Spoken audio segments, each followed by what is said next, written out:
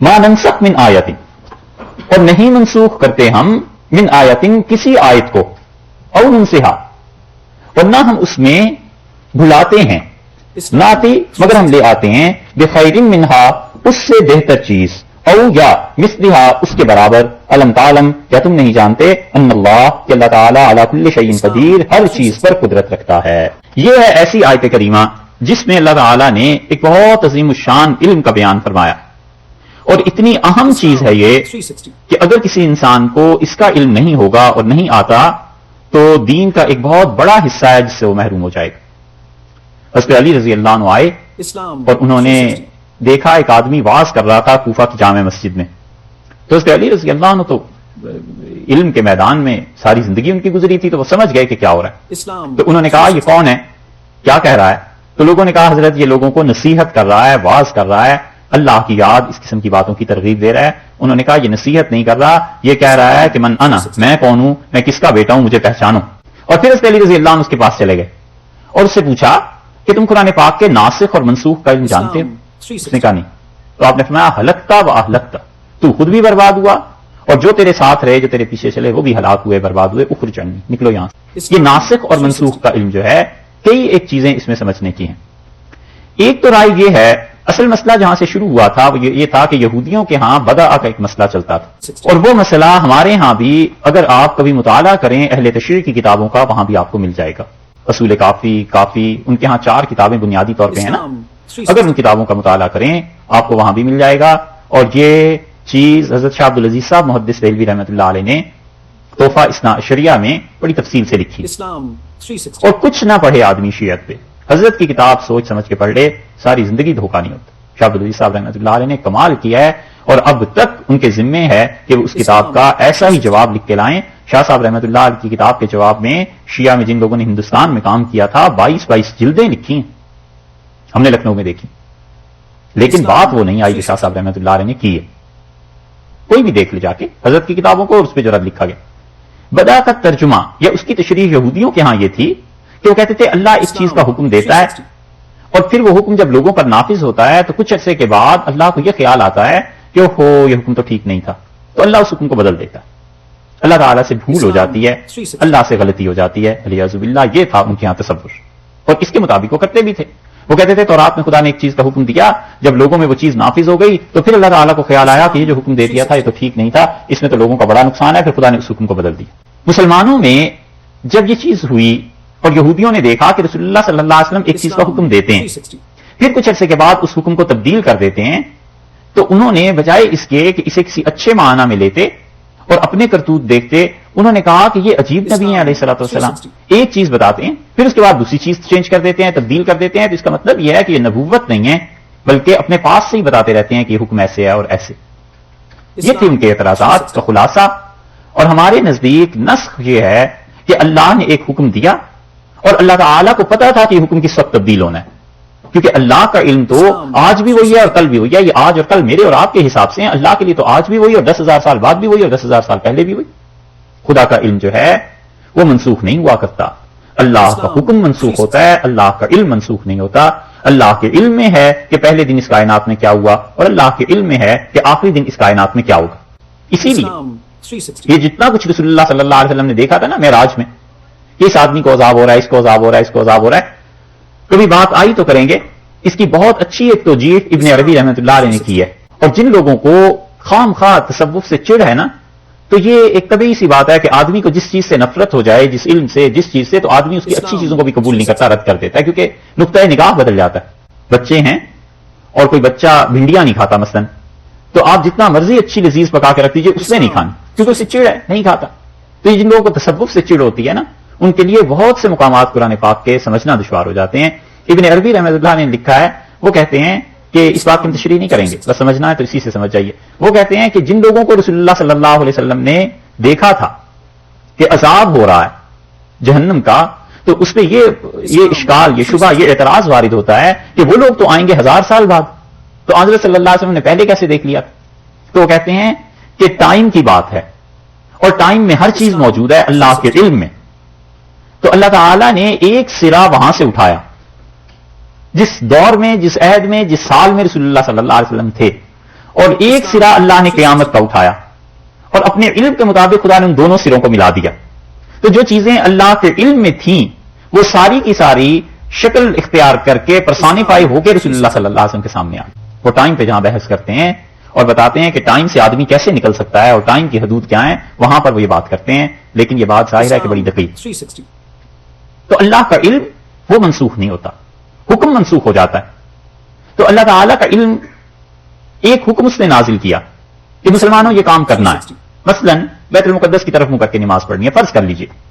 اور اللہ تعالیٰ نے 5 سال بعد اس حکم کو تبدیل کر دیا. تو اللہ کے لیے پہلے بھی اس کو اتنا ہی علم تھا جتنا 5 سال بعد تھا. اسے پتا تھا کہ میں نے 5 سال بعد اس حکم کو تبدیل کرنا ہے. تو یہ جتنی تبدیلیاں ہیں یہ ہمارے آپ کے حساب سے ہیں، اللہ کے علم کے حساب سے تو نہیں ہے. ایک بات. اور دوسری بات یہ ہے کہ اللہ تعالیٰ جتنی بھی تبدیلیاں لاتے ہیں وہ نیچرل چیزیں ہیں. مثلا بچہ ہے وہ دودھ پیتا ہے، تھوڑا سا بڑا ہو جاتا ہے تو خوراک کھانے لگتا ہے، پھر اور بڑا ہو جاتا ہے تو اور چیزیں کھانے لگتا ہے. تو اب کوئی کہہ سکتا ہے کہ پہلے ماں سے دودھ پلاتی تھی اب بھی دودھ ہی پلائے؟ نہیں، اس لیے کہ عمر اس کی زیادہ ہو گئی، اب دودھ کی بجائے کوئی اور چیز غذا میں دے دی جائے گی. بس اسی طرح اللہ نے کچھ احکامات کو نازل کیا اور وہ احکامات وقتی طور پہ تھے، وہ ہمارے اور آپ کے حساب سے یا صحابہ کرام رضی اللہ عنہ کے حساب سے تھے، وگرنہ اللہ کا علم تو ہمیشہ یکساں رہا ہے، اسے تو کوئی تقسیم نہیں کر سکتا. دو باتیں. اسلام یہ تھا یہودیوں کا اعتراض کہ اللہ کبھی کوئی حکم دیتا ہے کبھی کوئی حکم دیتا ہے. اللہ نے فرمایا ما ننسخ من آیت، اور کوئی آیت جو ہم منسوخ کرتے ہیں اور منسیہا یا ہم اس کو بھلا دیتے ہیں، ناتی بخیر منہا ہم اس سے بہتر چیز لے آتے ہیں، اور مثلہا یا اس کے برابر کی کوئی چیز لے آتے ہیں. کوئی بھی حکم جو ہم منسوخ کرتے ہیں تو ہم اس سے بہتر حکم دے دیتے ہیں. بیت المقدس کی طرف حکم تھا نماز پڑھنے کا، اسے منسوخ کر دیا یہ کہہ کے کہ ولو وجوہکم، اپنے چہروں کو بیت الحرام مسجد حرام کی طرف پھیر لو. تو اب جو مسجد حرام کا حکم دیا ہے اور بیت المقدس کو منسوخ کر دیا تو اللہ نے گویا دوسرے لفظ میں یہ کہا کہ ہم پہلے سے زیادہ بہتر حکم لے آتے. سمجھ آ رہی بات؟ اچھا، ایک چیز اور بھی ہے اور وہ یہ سمجھنے کی ہے کہ منسوخ آیات جو ہیں ان میں یہاں 2 لفظ اللہ تعالیٰ نے استعمال فرمائے. ایک تو کہا ہے کہ ما ننسخ من آیت، جو آیت بھی ہم منسوخ کر دیتے ہیں. آیت سے کیا مراد ہے؟ بعض مفسرین کے ہاں سرے سے ناسخ اور منسوخ کی بحث یہاں ہے ہی نہیں. وہ کہتے ہیں کہ یہودیوں نے تورات کے احکامات کے متعلق رسول اللہ صلی اللہ علیہ وسلم سے کہا کہ ہماری کتاب میں یہ حکم تھا، آپ کی کتاب میں یہ حکم ہے، تو اگر ہم آپ کی بات مان لیں تو اس کا مطلب یہ ہے کہ اللہ پہلے کوئی اور حکم دیتا ہے، بعد میں بھول گیا تھا اور بھول کے اللہ نے یہ بات کر دی. تو اللہ تعالیٰ نے فرمایا کہ کوئی بھی ما ننسخ من آیت، کوئی بھی آیت جو تورات کا حکم ہم منسوخ کرتے ہیں اور ان سے یا اسے بھلا دیتے ہیں، ناتی بخیر منہا او مثلہا ہم اسی جیسا ایک حکم لے آئیں گے یا اس سے بہتر لے آئیں گے. یہ ایک تو مفسرین کی رائے یہ ہے، اگرچہ کم ہے لیکن وہ کہتے ہیں سرے سے ناسخ اور منسوخ کی یہاں بحث ہی نہیں ہے. وہ کہتے ہیں تورات کے متعلق بہت کم اس طرف گئے ہیں، لیکن جب آپ پڑھیں گے تو آپ کو اندازہ ہوگا کہ کچھ لوگوں کی رائے اور موقف یہ بھی. جو اصل رائے اور موقف جمہور امت کا ہے جو اس پہ منسوخ ہونے کی بحث کرتے ہیں، ایک بحث یہ جتنی باتیں ہم آپ سے عرض کر رہے ہیں یہ آپ اسے غور سے سنتے رہیے، آپ کو اندازہ ہوگا کہ اس ایک مسئلے کے پہلو کتنے ہیں. اچھا، اب ہم اس پہ آ جاتے ہیں کہ جو مفسرین کہتے ہیں یہ اسی امت کا قرآن کا ہی تذکرہ ہے کہ ایک حکم کو دوسرے حکم سے منسوخ کرتے ہیں. تو سوال یہ پیدا ہوتا ہے کہ نسخ کن کن چیزوں میں وارد ہوتا ہے، کون کون سی چیزیں منسوخ ہوتی ہیں؟ تاریخ منسوخ نہیں ہوتی، خبر منسوخ نہیں ہو سکتی، ٹھیک ہے نا. مثلا اللہ تعالیٰ نے کہا کہ حضرت نوح علیہ السلام کے زمانے میں طوفان آیا تھا، تو اب دوبارہ اللہ یہ تو نہیں نازل کریں گے کہ طوفان نہیں آیا تھا، اس لیے کہ اس میں کوئی ایسی چیز ہی نہیں ہے جو نسخ ہو سکے. ایک عقیدہ منسوخ نہیں ہوتا کہ پہلے اللہ تعالیٰ نے کہا ہو کہ یہ تقدیر پہ ایمان رکھنا ضروری ہے، پھر کہیں کہہ دیا ہو کہ نہ تقدیر نہ مانو بے شک اور مانو تمہارے لیے اختیار ہو گیا، یا تقدیر کو نہ مانا کرو. عقائد منسوخ نہیں ہوتے. تیسری چیز اخلاقیات ہیں، یہ منسوخ نہیں ہوتی کہ اللہ تعالیٰ نے پہلے کہہ دیا ہو کہ تم اللہ پہ بھروسہ کرو، توکل کرو، صبر کرو، شکر کرو، حسد سے اپنے آپ کو بچاؤ، کینے سے، بغض سے، غیبت سے، اور پھر بعد میں وہی آ گئی ہو کہ غیبت بھی کیا کرو، حسد بھی کیا کرو اور صبر اور شکر نہ کرو. ظاہر ہے یہ تو کوئی چیز نہیں ہے، یہ بھی نکل گئی آیات. لے دے کے ایک حکم باقی رہ گیا کہ اللہ تعالیٰ کسی چیز کا حکم دیں اور حکم کے بعد اسے کینسل کر دیں. اس کی 3 قسمیں ہیں. کبھی کبھی یہ ہوتا ہے کہ اللہ تعالیٰ حکم دیتے ہیں کسی چیز کا اور حکم دینے کے بعد اس کی پہلی قسم یہ بن جاتی ہے کہ اللہ تعالیٰ نے اس آیت کریمہ میں جو حکم دیا ہے حکم کو باقی رکھے اور تلاوت کو اٹھا دے. حکم باقی رہتا ہے اور تلاوت اٹھ جاتی ہے. منسوخ آیات جو تھیں رسول اللہ صلی اللہ علیہ وسلم پہ نازل ہوئی تھیں وہی پوری یہاں تک کہ سورہ احزاب جو ہے 22ویں پارے میں اتنی بڑی بڑی صورتیں بھی نازل ہوئیں، لیکن اگلے دن لوگ اٹھے تو انہیں یاد ہی نہیں. اور ان سے یا ہم اسے بھلا دیں، آیا نا اس آیت میں. تو حکم جو ہے وہ باقی رہتا ہے اور تلاوت اس کی اٹھا دیتے ہیں. اس کی بہت سی مثالیں ایسی مل جائیں گی جو حدیث میں آئی ہیں. حکم باقی اور تلاوت اٹھا دی. حضرت عمر رضی اللہ عنہ نے خطبہ دیا اور حدیث میں آیا ہے مسلم وغیرہ میں کہ انہوں نے اپنے خطبے میں یہ کہا کہ اگر شادی شدہ مرد یا عورت کوئی برا کام کریں تو انہیں رجم کیا جائے, پتھر مارے جائیں. اور انہوں نے کہا یہ آیت رسول اللہ صلی اللہ علیہ وسلم پہ نازل ہوئی تھی اور لوگوں اللہ نے اس کا حکم باقی رکھا اور اس کی تلاوت خدا نے منسوخ کر دی. سورہ نور میں یہ آیت نازل ہوئی تھی, اس کی تلاوت خدا نے اٹھا لی. اور اگر مجھے یہ ڈر نہ ہوتا کہ لوگ کہیں گے عمر نے قرآن میں اضافہ کر دیا ہے تو میں قرآن کے حاشیے پہ ہی اگرچہ لکھواتا لیکن لکھوا ضرور دیتا کہ مرد اور عورت جبکہ وہ شادی شدہ اور ایسے کریں تو ایسے کیا. اور پھر انہوں نے کہا کہ میں ڈرتا ہوں اس بات سے کہ اس امت میں کوئی گمراہ ایسے نہ پیدا ہو جائیں جو آخری زمانے میں آ کر کہنے لگیں کہ رجم شریعت میں نہیں ہے, پتھروں کا مارنا شریعت میں نہیں ہے. انہوں نے کہا اگر مجھے یہ خوف نہ ہوتا کہ لوگ کہیں گے عمر نے قرآن میں اضافہ کر دیا تو میں اسے لکھوا دیتا. یہ چیز ہے کہ تلاوت منسوخ ہو گئی اور حکم باقی ہے. مسلم میں ایک اور روایت آتی ہے. مسلم کی اس روایت میں آتا ہے حضرت ابو موسیٰ اشعری رضی اللہ عنہ کہتے ہیں کہ انا کننا نقرأ سورۃ, ہم صحابہ رضی اللہ عنہ کے متعلق کہتے ہیں کہ ہم دوست سورت ایک پڑھتے تھے اور وہ سورہ برات جتنی تھی, سورہ توبہ جتنی بڑی سورت تھی اور اس میں یہ احکامات تھے, ساری کی ساری چیزیں اللہ نے نازل کی تھی.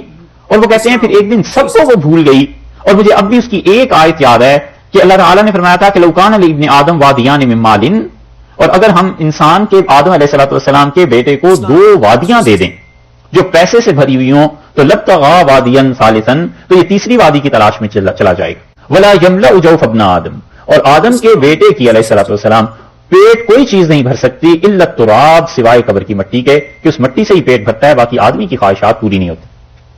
اور انہوں نے کہا کننا نقرأ سورۃ, ہم ایک اور سورت بھی پڑھتے تھے نشبہھا باحدى المسبحات, جو مسبحات سبح للہ سے جو سورتیں شروع ہوتی ہیں نا, سبح للہ یسبح للہ آخری پاروں میں, اس کے برابر ایک سورت تھی. تو وہ کہتے ہیں کہ وہ مجھے بھول گئی, بس مجھے اتنا اس میں سے یاد رہ گیا کہ یا ایھا الذین آمنوا لم تقولون ما لا تفعلون. یہ اب بھی آیت سورہ صف میں آئی ہے, یہ وہاں بھی ہوگی وہاں بھی ہوگی. جیسے ہوتا ہے قرآن میں ایک آیت کہیں آ گئی وہی آیت دوبارہ ریپیٹ ہو گئی. پرسوں بھی ایک مثال اس کی دی تھی.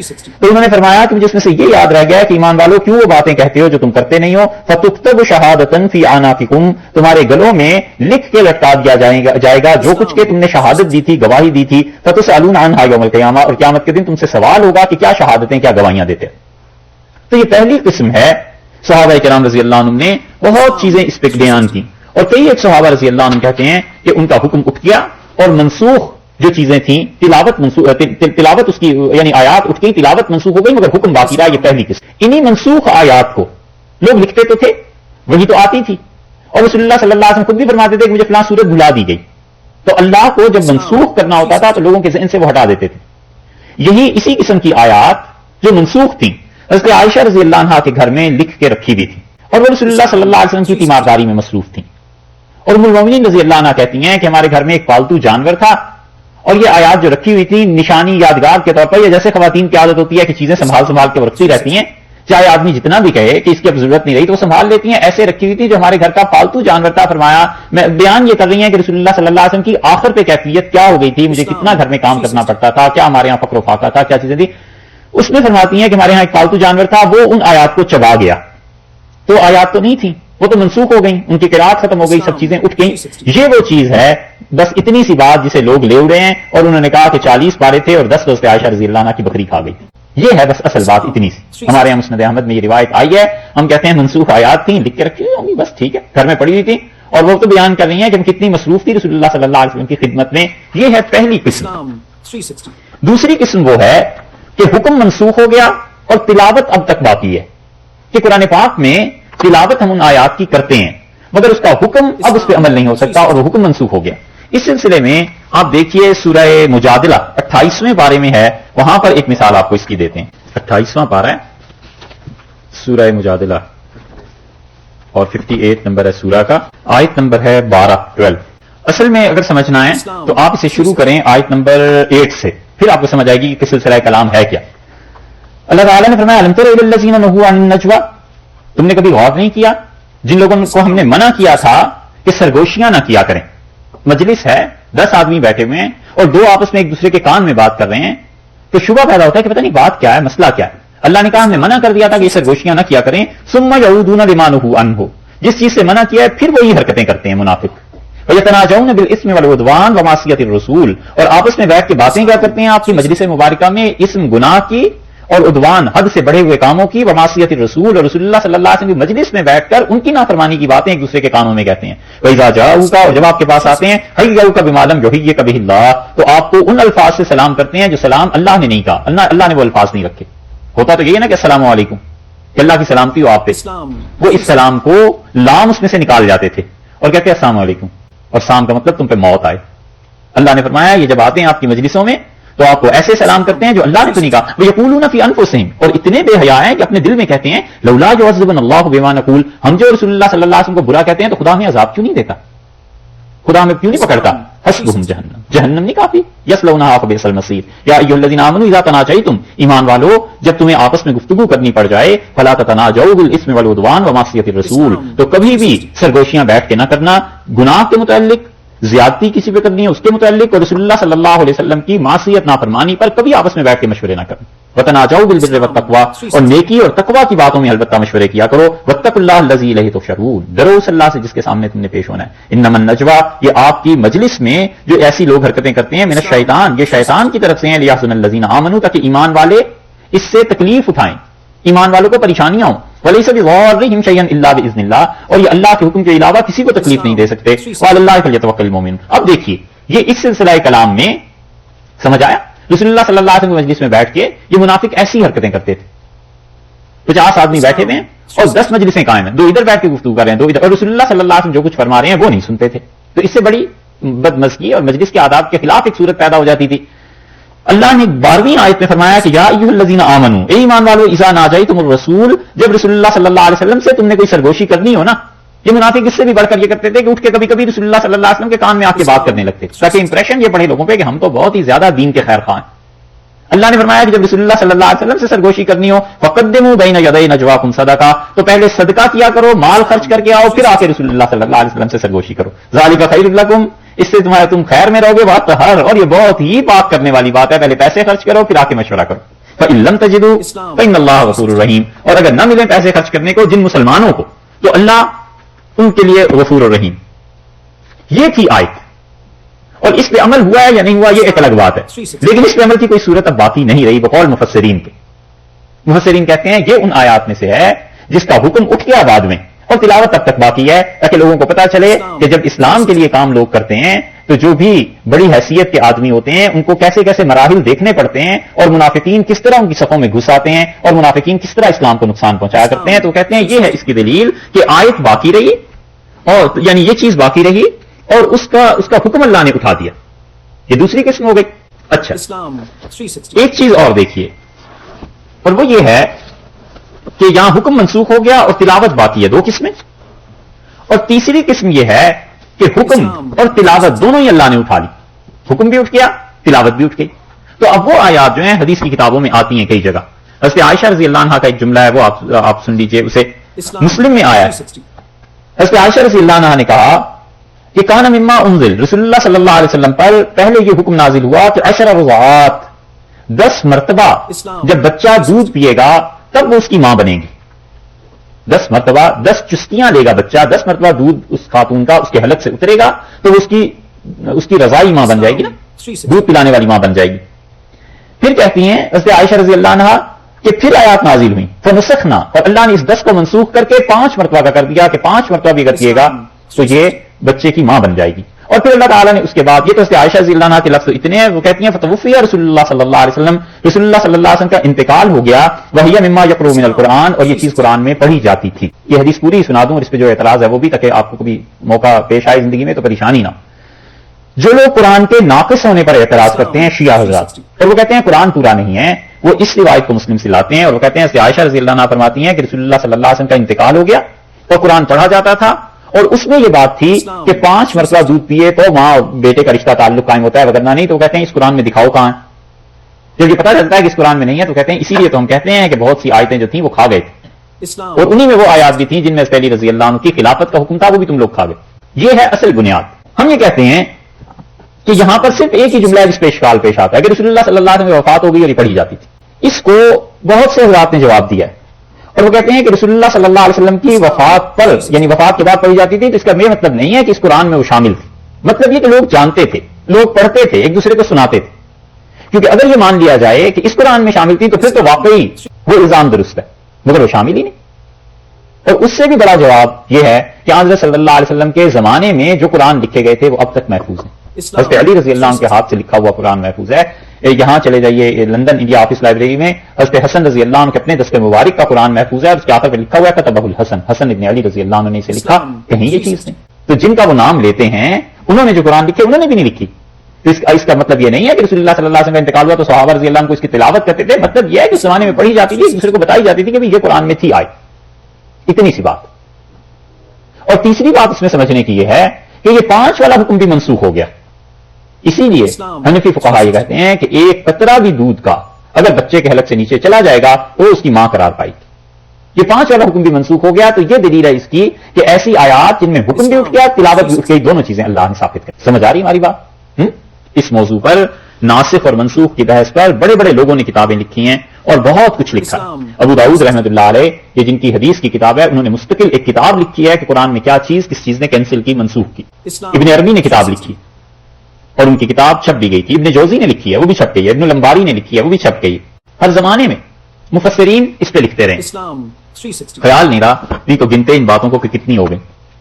ایک بات اور بھی دیکھیے کہ اب جو موجودہ قرآن پاک ہمارے پاس ہے یا جو رسول اللہ صلی اللہ علیہ وسلم پہ نازل ہوا ہے، لکھا گیا ہے، اس میں احکامات کیسے ایک دوسرے سے منسوخ ہوتے ہیں۔ اس کے لیے آپ سورہ بقرہ دیکھیے، اس میں ایک حکم کو دوسرے حکم نے کیسے منسوخ کیا ہے۔ سورہ بقرہ میں دوسرے پارے میں 184 نمبر آیت 184، یہاں تک سمجھ آ گئی ہو تو بات آگے کریں، نہ آئی ہو تو پھر اسے دہرائیں۔ سمجھ آ رہی باتیں ہماری؟ ٹھیک ہے، اچھا 184 میں دیکھیے اللہ تعالیٰ نے فرمایا ہے کیا، ارشاد فرمایا ہے کہ 83 سے دیکھ لیں، رکوع جہاں سے شروع ہو رہا ہے، یا ایھا الذین آمنوا کتب علیکم الصیام، ایمان والو تم پر روزے فرض کیے گئے، کما کتب علی الذین من قبلکم، جیسے کہ روزے فرض کیے گئے تھے تم سے پہلوں پر، پچھلی امتوں پہ، لعلکم تتقون، تاکہ تم تقوی والے بن جاؤ۔ ایام معدودات، کچھ دن ہیں مقرر، 30 یا 29 دن، جتنا رمضان کا چاند ہوا۔ فمن کان منکم مریضا، سو جو کوئی آدمی تم میں سے مریض ہو، او علی سفر، یا وہ سفر پہ ہو، فعدۃ من ایام اخر، وہ دوسرے دنوں میں یہ روزے رکھ لے۔ وعلی الذین یطیقونہ، اور جو لوگ ان روزوں کو پورا کر سکتے ہیں، فدیۃ طعام مسکین، وہ ایک مسکین کو کھانا کھلا دیں۔ جو روزے رکھ سکتے ہیں وہ ایک مسکین کو کھانا کھلا دیں، روزہ نہ رکھیں۔ فمن تطوع خیرا فهو خیر له، اور جو نیکی کا کام کرے گا اس کے لیے بہت اچھا اجر ہے۔ ایک تو ہو گئی یہ آیت، اس سے معلوم ہوتا ہے کہ روزہ نہ رکھنے کی بھی اجازت ہو گئی، کہ روزہ نہ رکھو اور تم کیا کرو، فدیہ دے دیا کرو، یہ حکم آیا۔ اب مفسرین کو اس پہ بحث کرنی پڑی ہے، وہ کہتے ہیں کہ اللہ تعالیٰ نے اجازت دے دیا کہ روزہ نہ رکھو، فدیہ دے دیا کرو، اور اس کے فوراً بعد جو 185 نمبر آیت آئی ہے وہ ذرا آپ دیکھیے، اللہ تعالیٰ نے فرمایا شہر رمضان الذی انزل فیہ القرآن، اور رمضان کا مہینہ مبارک ہے جس میں ہم نے قرآن پاک کو نازل کیا، ھدی للناس، اور قرآن پوری انسانیت کے لیے رہنما ہے، وبینات من الہدی، اور واضح دلائل ہیں اس میں اگر تم ہدایت پہ چلنا چاہو، والفرقان، اور قرآن فرق کرنے والا ہے کفر اور باطل اور حق کے درمیان، فمن شاہد منکم الشہر، اور تم میں سے جو کوئی اس مہینے کو پائے، فلیصمہ، اسے چاہیے کہ روزہ رکھے۔ وہ کہتے ہیں یہ جو آیت ہے نا، اس ٹکڑے نے اس اجازت کو منسوخ کر دیا، ختم کر دی۔ یہ بعد میں نازل ہوئی، یہ آیت بعد میں نازل ہوئی آگے والی، اور پیچھے والی پہلے نازل ہوئی تھی۔ تو ابتدائی دور میں یہ اجازت تھی کہ تم لوگ کیا کرو، فدیہ دے دیا کرو، روزہ نہ رکھو تو فدیہ دے دو۔ اور پھر اس آیت نے فمن شاہد منکم الشہر فلیصمہ، تم میں سے جو اس مہینے کو پائے اسے چاہیے کہ روزہ رکھے، اس اجازت کو کینسل کر دیا، اب کوئی صورت نہیں رہی ہے، روزہ بہرحال رکھنا ہی۔ یہ سمجھ میں آئی کہ ایسے وہ کہتے تھے کینسل ہوتی ہیں۔ ایک اور چیز آپ دیکھیے، دوسری مثال سے آپ سے عرض کریں، سورہ مزمل میں دیکھیے 29ویں پارے میں سورہ مزمل ہے، اسے آپ دیکھیے 73 نمبر سورہ، آخری آیت سورہ مزمل، ان ربک یعلم انک تقوم، آخری آیت 20ویں، ان ربک یعلم انک تقوم ادنی من ثلثی اللیل، اور آپ کا پروردگار خوب جانتا ہے کہ آپ رات کو جو کھڑے ہوتے ہیں اتنے حصے میں، رات کے تیسرے حصے میں، ونصفہ، کبھی اس کے رات کے آدھے حصے تک آپ کھڑے رہتے ہیں، وثلثہ، اور اس کے تیسرے حصے تک کھڑے رہتے ہیں، آپ تہجد پڑھتے رہتے ہیں، وطائفۃ من الذین معک، اور جو آپ کے ساتھ ایک گروہ ہے مخلص مسلمانوں کا، یہ بھی رات کو تہجد میں کھڑے رہتے ہیں، واللہ یقدر اللیل والنہار علم ان لن تحصوہ، اور اللہ نے اب جان لیا کہ اتنی زیادہ عبادت ہر وقت ہر رات میں نہیں ہو سکتی، فتاب علیکم، اللہ نے تم پہ مہربانی کی، فقرؤوا ما تیسر من القرآن، تو قرآن پڑھا کرو اتنا جتنا کہ تم پڑھ سکتے ہو۔ یہ فقرؤوا ما تیسر من القرآن جو ہے نا، کہ نماز میں اتنا قرآن پڑھو جتنا تم پڑھ سکتے ہو، یہ تو حکم ہو گیا عام، ایک آدمی 10 پارے پڑھ سکتا ہے، ایک آدمی ایک ہی آیت پڑھ سکتا ہے، اس نزاکت کو ذرا سمجھیے گا، یہ آگے چل کے ابھی ایک اور بات کرتے ہیں، اس میں کام آئے گی.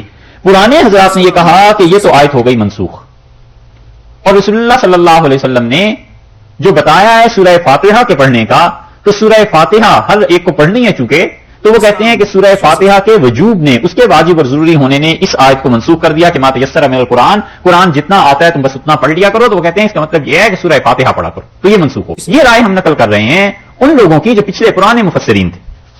آگے دیکھیے، عالمان سے یکون منکم مرضی، اللہ کو معلوم ہے کہ تم میں کچھ لوگ بیمار ہوتے ہیں. وآخرون یضربون فی الارض، اور کچھ زمین میں کاروبار تجارت کرتے ہیں، رزق کماتے ہیں. یبتغون من فضل اللہ، اللہ کا فضل تلاش کرتے ہیں، روزی. وآخرون یقاتلون فی سبیل اللہ، اور کچھ ہیں جو راستے میں اللہ کی راہ میں لڑتے ہیں، جہاد کرتے ہیں. یہ ہے حضرت عمر رضی اللہ عنہ کا استدلال. کتنی گہری سمجھ تھی ان کی.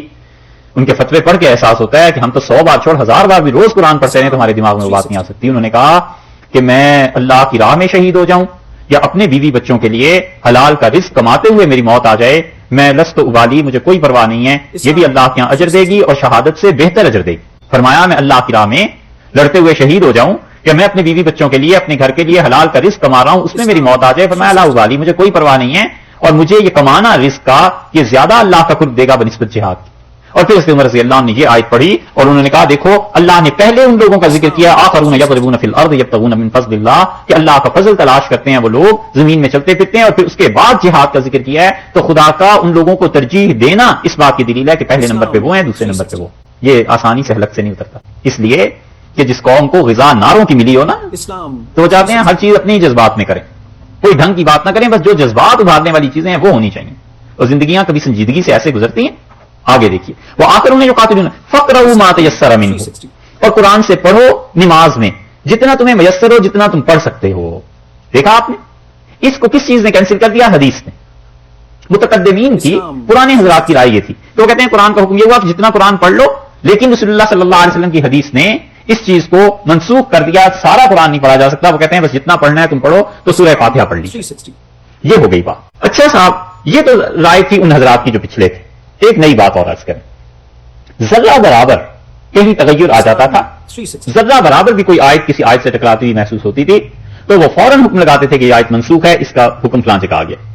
ابھی چند دن پہلے وہ آیت گزری تھی نا کہ لوگوں سے اچھی طرح بات کرو اور یہ وہ، تو اس میں ہم نے بتایا تھا کہ وہ آیت منسوخ نہیں ہے. کچھ لوگ اس کے قائل ہیں، اور کسی نے کہا ہے کہ آیت منسوخ نہیں ہے، اور جہاد کی آیات سے وہ منسوخ باز نے قرار دی تھی. کس کا قول بتایا تھا کہ انہوں نے کہا یہ منسوخ نہیں ہے؟ دیکھ لیجیے کہیں لکھا ہوا ہو. اچھا یہ ہم بتائیں کل کی بات ہے کہ پرسوں کی بات ہے؟ تو آپ ہی بتائیے. ہم نے پہلے دن کہا تھا کہ یہ تعلیم ہے، واز نہیں کہ آپ اسے انجوائے کریں، آئیں پڑھیں چلے جائیں، آئے نہ آئے.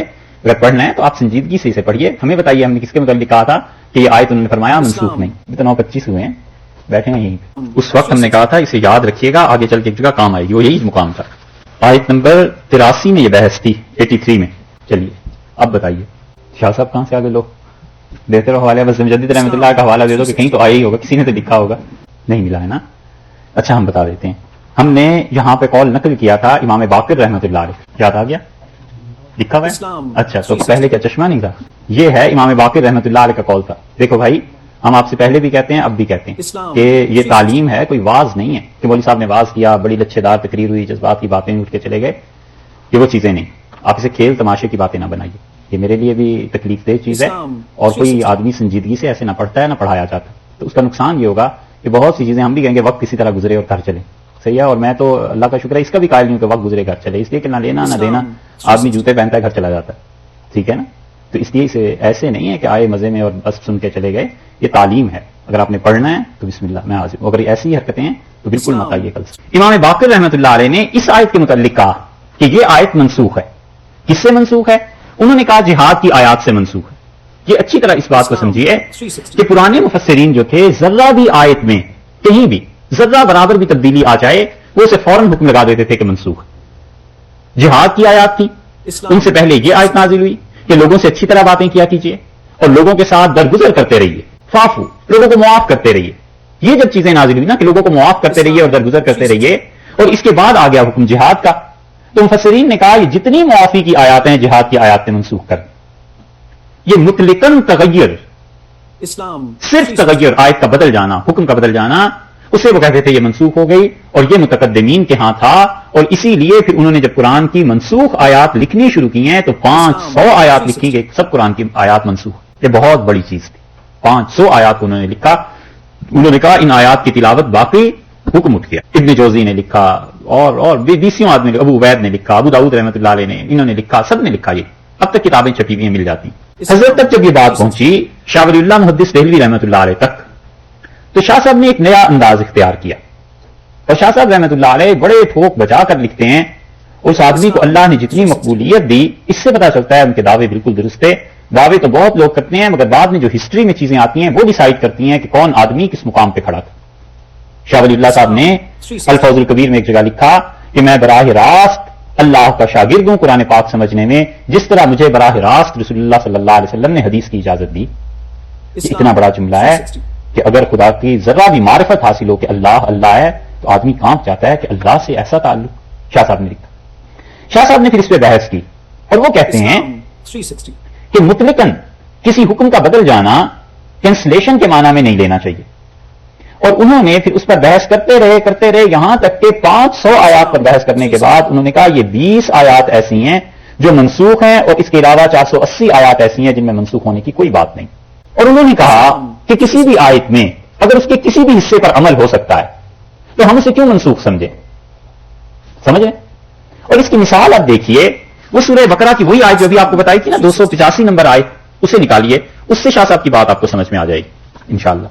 185 شاید، ہاں 185. اچھا، انہوں نے کہا یہ جو آیت کریمہ ہے کہ اللہ تعالیٰ نے فرمایا کہ 185 نمبر آیت، جی ہاں دوسرے پارے میں نا سورہ بقرہ میں، ایام معدودات، کہ یہ کچھ محدود مدت ہے، کچھ گنے ہوئے دن ہیں جن میں تم نے روزے رکھنے ہیں. فمن کان منکم مریضا، سو جو آدمی تم میں سے مریض ہے، او علی سفر یا سفر پہ ہے، فعدۃ من ایام اخر، وہ رمضان کے روزے پھر کسی وقت رکھ لے. فمن تطوع وعلی الذین یطیقونہ، اور جو لوگ یطیقونہ رمضان کے روزے نہیں رکھ سکتے، فدیۃ طعام مسکین، وہ فدیہ دے دیں، ایک مسکین کے کھانا دے دیں. پہلے ہم نے بھی پڑھا اور اس وقت بات یہ ہوئی تھی کہ مفسرین نے کہا اور ترجمہ کرنے والوں نے کہ جو روزہ نہ رکھنا چاہے، اور اس کو منسوخ کر دیا اگلی آیت نے کہ من شاہد منکم الشہر فلیصم، کہ جو کوئی تمہیں اس مہینے کو پائے گا اس جگہ روزہ ضرور رکھے. یہی منسوخ ہو گیا نا، ٹھیک آتا نا. شاہ صاحب کہتے ہیں اس کا ترجمہ ہم یوں کرتے ہیں کہ وعلی الذین یطیقونہ، اور جس آدمی کے لیے روزہ رکھنا بہت مشکل ہے، بہت دشوار ہے، فدیۃ طعام مسکین، وہ آدمی ایک کا کھانا دے دے. آیت بھی اپنی جگہ پر برقرار رہی، اور وہ جو ہے کہ فمن شاہد منکم الشہر فلیصم، وہ بھی اپنی جگہ پہ برقرار رہی. تو اس میں کینسل ہونے کی بات ہی کیا؟ آئی سمجھ؟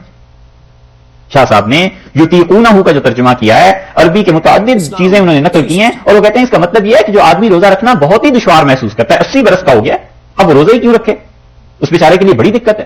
یہ شوگر ہو گئی کسی انسان کو تو اس انسان کے لیے بڑی دقت ہے روزے کا رکھنا. ہارٹ کا پیشنٹ ہے، گردے کا ہے، کڈنی میں کئی مسئلہ ہوتا ہے، پانی سے مسلسل پینا پڑتا ہے نا. تو وہ کہتے ہیں اس سے مراد یہ ہے کہ یطیقونہ، وہ انسان جو بڑی مشقت سے روزہ رکھتا ہے، اٹھاتا ہے اسے روزے کو، فدیۃ طعام مسکین، وہ ایک مسکین کو کھانا کھلا دے. دیکھا آپ نے؟ اس طرح ایک اور آیت دیکھیے آپ کو تاکہ مسئلہ اچھی طرح سمجھ میں آ جائے. ایک اور مثال دیتے ہیں، اسی میں ہے سورہ بقرہ میں، سورہ بقرہ میں جہاں خواتین کے مسائل کا ذکر آتا ہے وہاں پر ہے. یہ ہے دوسرا پارہ سورہ بقرہ اور آیت نمبر 240. والذین یتوفون منکم، دیکھیے سورہ بقرہ دوسرا پارہ اور آیت نمبر 240. والذین یتوفون منکم، اور تم مردوں میں سے جس کی وفات ہو جائے، وَيَذَرُونَ أَزْوَاجًا، اور بیویاں اپنے بعد چھوڑ جائیں، بیوہ ہوں عورتیں، اور بیویاں رہ جائیں، وصیۃ لِأَزْوَاجِهِمْ، انہیں چاہیے کہ وہ وصیت کریں اپنی بیویوں کے لیے، متاعًا، فائدہ اٹھانے کی، زندگی بسر کرنے کی، الی الحول، 1 سال تک، غیر اخراج، کہ تمہارے گھر سے وہ نہ نکالی جائیں. 1 سال کے لیے وہ وصیت کر کے جاؤ کہ تمہاری بیوہ کو نہ نکالیں. فإن خرجنا، اور اگر وہ خواتین اپنی مرضی سے جانا چاہیں، فلا جناح علیکم، تو کوئی حرج نہیں ہے، فیما فعلن فی انفسہن، اگر وہ اپنا نکاح کہیں کرنا چاہتی ہیں کوئی گناہ کی بات نہیں ہے، من معروف، لیکن قاعدے طریقے کے مطابق گناہ ہونا چاہیے، نکاح ہونا چاہیے، لیاذ باللہ گناہ نہ ہو. واللہ عزیز حکیم، اللہ بڑا غالب ہے، حکمت والا. اس آیت سے یہ پتا چلا کہ اللہ نے حکم دیا ہے کہ مرد اپنی بیوی کے لیے یہ وصیت کرے کہ اگر میرا انتقال ہو جاتا ہے تو یہ جو گھر ہے 1 سال کے لیے میری بیوی اس جگہ پر رہے گی. اپنے ماں باپ کے متعلق وہ کہتا ہے اپنے ماں باپ کو کہ میری اہلیہ جو ہے بیوہ اگر جو ہو گئی ہے تو اسے 1 سال تک آپ اس گھر سے نہیں نکالیں. پرانے مفسرین کہتے تھے یہ آیت منسوخ ہو گئی. وہ کہتے تھے منسوخ ہوئی ہے وراثت کی آیات سے، کہ جب وراثت تقسیم ہو گئی تو اس عورت کے لیے اب کیا ہے، وراثت اسے مل گئی، اب یہ دوسرا نکاح کر لے، اپنے ماں باپ کے یہاں جائے، یا شوہر نے الگ مکان دے دیا، جو بھی کیا ہے، لیکن وراثت کی تقسیم نے اس آیت کو منسوخ کر دیا. اسی لیے اس پہ کہیں بھی عمل نہیں رہا. مسلم سوسائٹی میں دیکھ لیں کہیں بھی نہیں ہوتا. شاید آپ میں سے بہت سے ہوں جنہوں نے پہلی مرتبہ یہ سنا ہو کہ وہ 1 سال کی وصیت کر کے جائیں. پرانے حضرات کہتے تھے یہ منسوخ ہو گئی. شاہ ولی اللہ صاحب رحمۃ اللہ کے یہاں جب یہ بات آئی تو شاہ صاحب نے فرمایا ہم اس کو یہ کہتے ہیں کہ وہ وصیت کرنا فرض تو ہے نہیں, مناسب ہے کہ وہ اپنے ماں باپ کو کہتے, مستحب ہے, بہتر ہے کہ کہے میری پہلیاں ہیں ان کا خیال رکھنا, 1 سال تک انہیں گھر سے نہ جانے دیں, یہیں رہے. تو کہتے ہیں وہ وصیت کا حکم بھی اپنی جگہ پر قائم رہا اور ہم نے اسے فرض کے درجے سے اتار کر مستحب بہتر کے درجے میں لے آئے کہ بہتر یہ ہے کہ وہ ایسے کہیں. تو کہتے ہیں پھر تو منسوخ ہی نہیں ہوئی, کیونکہ فرض بھی ایک حکم ہے, سنت بھی ایک حکم ہے, مستحب بھی ایک حکم ہے, مکروہ بھی ایک حکم ہے, حرام بھی ایک حکم ہے. تو حرام میں مکروہ میں بڑا فرق ہے. اسی طرح فرض کسی چیز کا ہونا اور کسی چیز کا نفل ہونا, بہتر ہونا, بڑا فرق ہے اس میں, لیکن حکم تو بہرحال شریعت کا ہے نا. تو کہتے ہیں اس آیت کو ہم یوں کہیں گے کہ جب تم میں سے کسی کا انتقال ہونے لگے تو اور بیویاں اس کے پیچھے ہوں, دیکھ لو ایک نہیں کہا, فرمایا یذرون ازواجا, ایک بیویاں چھوڑ کے مرے, وصیت ازواجہم, تو اپنی بیویوں کے لیے وہ وصیت کر دے کہ متاعن الی الحول غیر اخراج, کہ 1 سال تک انہیں اس گھر سے نہ نکالا جائے. تو یہ وہ مستحب کے درجے میں لے آتے ہیں, وہ کہتے ہیں منسوخ نہیں. سمجھ آئی بات؟ یہ دوسرا مسئلہ, دوسری مثال ہم نے آپ کو دی. ایک اور بات, اور وہ یہ ہے کہ یہ تو نسخ قرآن کا ہے کہ قرآن کی ایک آیت دوسری آیت کو منسوخ کرتی ہے. کیا اللہ کی کتاب کو سنت بھی منسوخ کر سکتی ہے یا نہیں؟ یہ ہے معرکۃ الآراء مسئلہ, اور بہت سے حضرات اس طرف گئے ہیں کہ قرآن پاک کی آیت کو سنت منسوخ نہیں کر سکتی. یہ مستقل فقہا کا مذہب ہے, مگر حنفی فقہا کے ہاں وہ کہتے ہیں کہ قرآن نے ایک حکم کو عام کیا ہے اور کہا ہے فقرؤوا ما تیسر من القرآن, قرآن جتنا چاہو پڑھو, جتنا تمہیں آتا ہے. حدیث کو بشرطے کہ حدیث متواتر ہو, حدیث اتنی زبردست ہو کہ اس کا انکار نہ کیا جا سکے, وہ قرآن کے اس حکم کو مقید کر دے گی, اس کے لیے قید لگا دے گی کہ قرآن نے تو کہا جتنا مرضی تم پڑھ لو, حدیث کہتی ہے فاتحہ پڑھو. تو وہ کہتے ہیں اگر آپ منسوخ اس معنی میں لیتے ہیں تو پھر سنت قرآن کو منسوخ کر سکتے. یہ حنفی فقہا نے بہت طویل بحث اس پہ کی ہے, اور فقہا اس بات کے قائل ہوئے ہیں کہ قرآن کوئی حکم جنرلی ہے تو اس کو اسپیشلائزیشن کے لیے, کسی چیز کی تخصیص کرنے کے لیے استعمال کیا جا سکتا ہے. ایک تو بات یہ, اور آخری بات آپ سے عرض کریں اس بحث میں کہ نسخ منسوخ ہونا, اس کا ایک طرح سے اور مفسرین نے جائزہ لیا. یہ اتنی مشکل چیزیں ہیں کہ حضرت عمر رضی اللہ عنہ جیسے انسان وہ قرآن پاک کی آیات کو پوچھتے تھے کہ کہیں منسوخ تو نہیں. اور امام ابو حنیفہ رحمۃ اللہ کے متعلق متعدد لوگوں نے لکھا ہے کہ ہم نے اپنے زمانے میں سب سے زیادہ جس انسان کو دیکھا کہ اسے ہر وقت فکر رہتی تھی کہ کوئی حدیث کسی حدیث سے منسوخ تو نہیں, امام ابو حنیفہ رحمۃ اللہ علیہ تھے. اور وہ کہتے تھے کہ آخری فعل مجھے بتاؤ رسول اللہ صلی اللہ علیہ وسلم کا آخری فعل کیا تھا, کیونکہ حدیث بھی حدیث کو کینسل کرتی. اس بات کو بھی بیان کرتے. متاخرین نے, شاہ ولی اللہ صاحب رحمۃ اللہ علیہ نے 500 آیات پہ جہاں بحث کی ہے وہ اپنے اس اصول کے مطابق حل کرتے چلے گئے ہیں.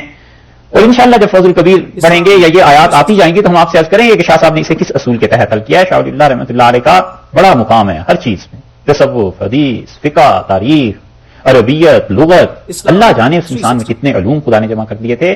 شاہ ولی اللہ رحمۃ اللہ علیہ کو پڑھا ہو کسی آدمی نے تو شیخ الاسلام ابن تیمیہ رحمۃ اللہ علیہ کے ہم پلہ لوگوں میں سے. بس بدقسمتی اتنی تھی کہ وہ دلی میں پیدا ہو گئے, اور بدقسمتی ایسی تھی اس امت کی کہ اس وقت پیدا ہوئے جب زوال ہو گیا تھا. شاہ صاحب پچھلے زمانوں میں کہیں پیدا ہوئے ہوتے تو لوگ ان کو سر آنکھوں پہ اٹھاتے اور ان کی کتابوں پہ تحقیق کرتے. اب تک شاہ صاحب رحمۃ اللہ علیہ کی کتابیں ساری نہیں چھپی, مخطوطے موجود ہیں. ہندوستان کی کتنی لائبریریز میں چیزیں پڑھی ہیں, اور کوئی فکر نہیں وہاں کے مسلمانوں کو کہ ان کی کتابوں کو چھپوائیں, بس ان سے پیسے خرچ کرواؤ شادیوں پہ. ہاں یہ حیدرآباد والے جو ولیمہ کرتے ہیں, ایک ولیمے میں کتنے لوگوں کو بلاتے ہیں, اس پہ پیسے خرچ کرواؤ, اور جو کچھ پیسہ رہ جائے ان سے کہو کہ اس پہ مقدمہ کر دیں. عدالت کے جھگڑے, پیسے اس میں خرچ ہو گئے مسلمانوں کے, تحقیقی کام نہیں کیے. شاہ صاحب رحمۃ اللہ علیہ نے ایک اور چیز بھی لکھی ہے, اس کو ذرا سا آپ سمجھیے. شاہ صاحب کہتے ہیں کہ کتاب کا نسخ اور کتاب کا منسوخ ہونا, وہ کہتے ہیں مطلق کو مقید کرنا. یعنی جو چیز وہی آسان جملہ جو پہلے آپ سے کہا ہے کہ جنرل ہے, ایک کھلا حکم ہے کہ تم میں سے جو روزہ نہیں رکھتا فدیہ دے دے. تو شاہ صاحب کہتے ہیں کہ روزہ نہیں رکھتا تو اس کا مطلب ہے روزہ رکھ نہیں سکتا, وہ فدیہ دے دے. تو کہتے ہیں پہلے مطلق حکم تھا, اب ہم نے اسے مقید کر دیا ہے. شاہ صاحب رحمۃ اللہ علیہ فرماتے ہیں یہ پرانے لوگوں کے ہاں نسخ تھا, ہم اس کو نسخ نہیں سمجھتے. ہم کہتے ہیں کہ مدت متعین جو ہوتی ہے, وہ جو قیود ہوتی ہیں متعین, جن قید کے ساتھ وہ چیز ہوتی ہے وہ قید ختم ہوگی. کہ پہلے اجازت تھی, پھر اس کے بعد قیود لگا دی, پابندیاں لگا دی, بس اتنا سا نسخ.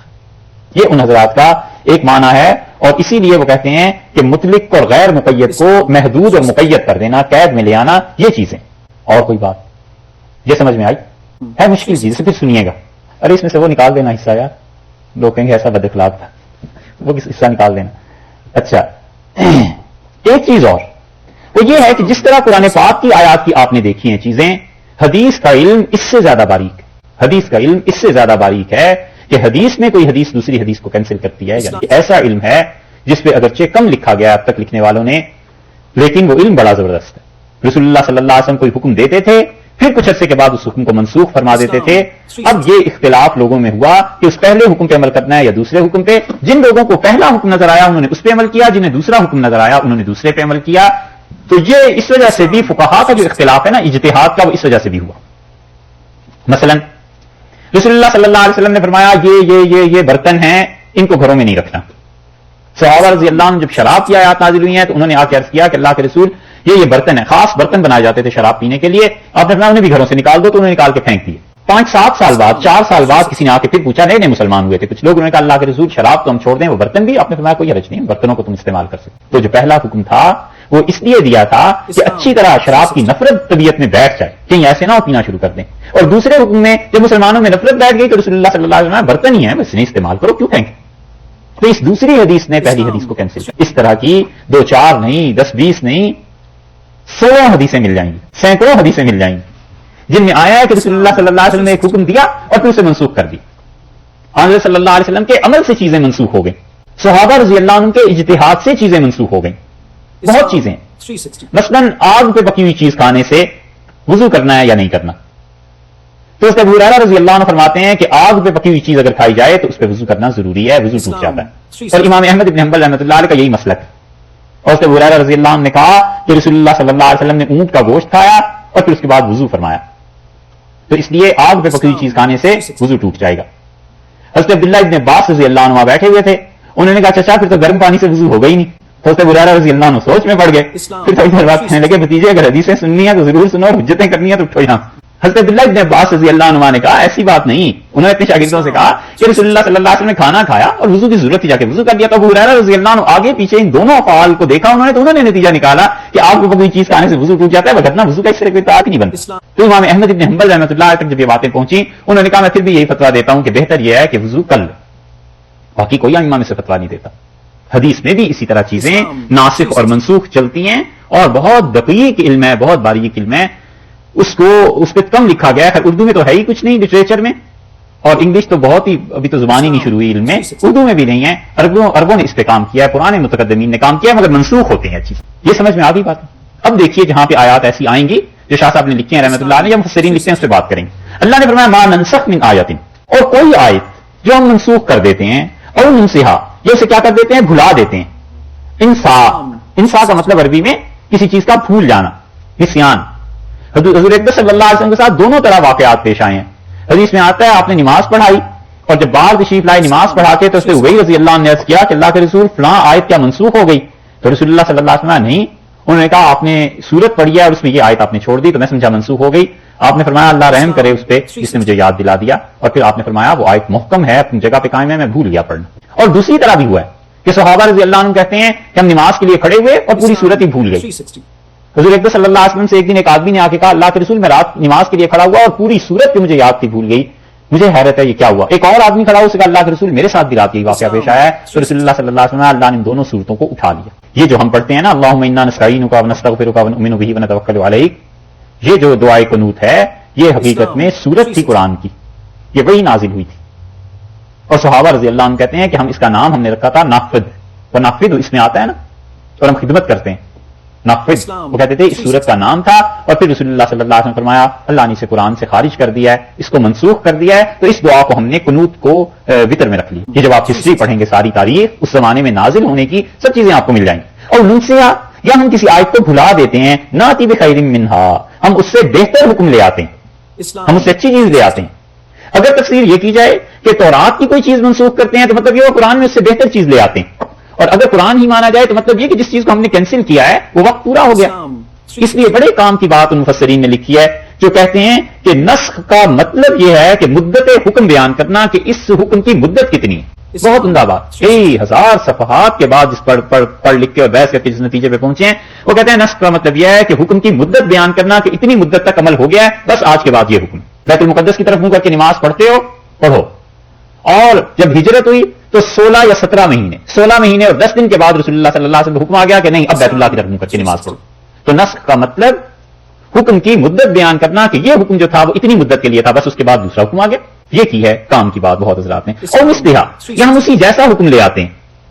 یہودیوں کو اگر اس آیت کو اس تفسیر کے مطابق مانا جائے تو مفسرین نے اچھی تفسیر اس کی ہے. وہ کہتے ہیں یہودیوں نے جب یہ دیکھا کہ تورات میں احکامات تھے اور قرآن ان احکامات کو کینسل کرتا چلا جا رہا ہے، اور اللہ نے فرما دیا ہے کہ ہم کوئی بھی آیت جو تورات کی منسوخ کرتے ہیں یا آپ کو بھلا دیتے ہیں اس سے بہتر یا اس سے ملتی جلتی آیت لے آتے ہیں، تو اس کا مطلب تو یہ ہے کہ عربوں کی سرداری اور دنیا کی قیادت ہمارے ہاتھ سے نکل جائے گی، یہ تو ان کے ہاتھ میں آ جائے گی۔ تو وہ کچھ کر تو سکتے نہیں تھے، انہوں نے شریعت پہ اعتراضات کرنے شروع کیے۔ یہ وہ چیز ہے جو آپ کو پہلے بتائی تھی کہ یہاں ان شبہات کا ازالہ ہے جو یہودیوں نے پھیلایا۔